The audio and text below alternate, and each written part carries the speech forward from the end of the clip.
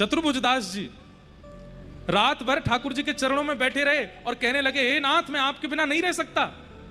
आप गुरु जी से कहिए कुछ करके ऐसी व्यवस्था बनाओ कि मुझे द्वारिका ना जाना पड़े, मैं आपके बगैर नहीं रह सकता। बार बार चरण पकड़ते हैं, हे श्री जी बाबा, हे श्रीनाथ जी, ऐसी कृपा कर दो ना, रात में एक मेघ बरस जाए, इतनी बारिश हो कि जल भर जाए। गुरु जी अपने आप ही स्थगित कर देंगे, मोए आपसे दूर नहीं जानो। मैं गुरु जी तो मना नहीं कर सकूं, आपसे प्रार्थना कर सकूं ना। जैसे जैसे सूर्य उदय हो रहा है, प्रातः काल हो रहा है, चतुर्भुजदास जी रो रहे हैं, हे जय जय, कर दो ना वर्षा, ना कर रहे तो कछु ऐसा कर दो ना, मुंह को रोग लगाए दो, मैं रोगी है जाऊंगा तो गुरुजी ले जावे तो मना कर देंगे। अरे कछु तो ऐसा कर दो, जाते मुंह को गिरिराज जी छोड़ के ना जानो पड़े। लेकिन ठाकुर जी ने कुछ नहीं किया, सब व्यवस्था और अच्छी बना दी। एक आदमी बैलगाड़ी लेके आ गया, बोले आचार्य चरण आप जा रहे हैं, कुछ दूर तक मैं बैलगाड़ी से ही छोड़ दूंगा, चलिए बैठो।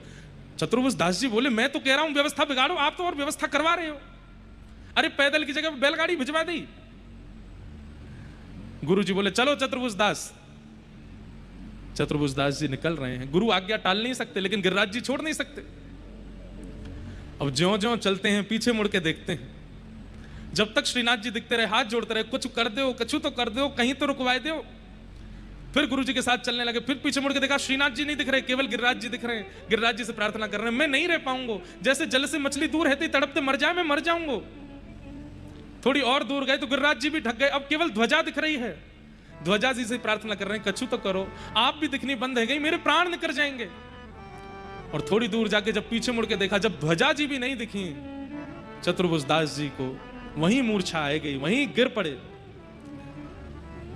गुसाई जी ने पीछे मुड़ करके देखा तो चतुर्भुजदास जी अचेत पड़े।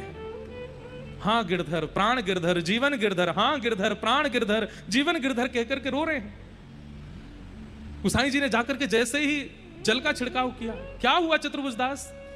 होश में आए और होश में आकर के बोले, गुरुदेव मैं आपसे मना नहीं कर पाया, आपने आज्ञा की कि जाना है द्वारिका तो मैं चल पड़ा, लेकिन वास्तविकता ऐसी है कि मेरे नेत्र बिना कमल नयन को देखे रह नहीं सकते, बिना गिरिराज जी को देखे सुने स्पर्श किए मैं जी नहीं पाऊंगा।